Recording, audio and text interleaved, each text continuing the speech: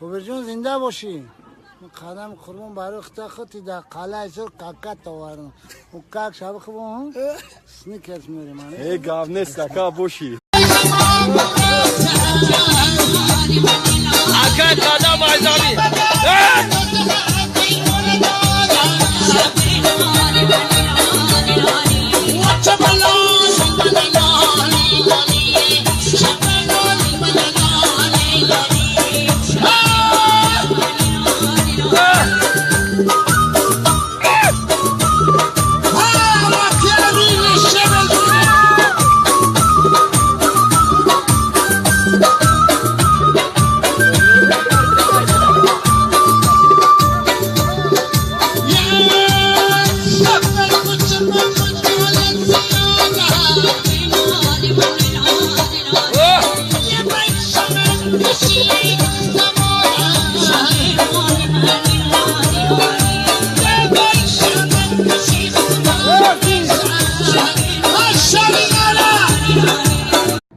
وقتای پیش اگه اون کسایی اینا که میگذشت میگفتن که رحمتی انسانی خوب بود، بسیار کتاب خوان بود، نماز خوان بود، دستی به خیر داد، بسیار انسانی پاک بود. همه خیلی میگفتن.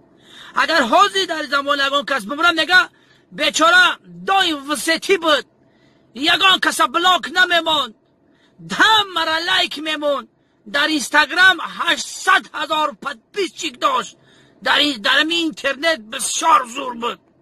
آجی خیلی میگن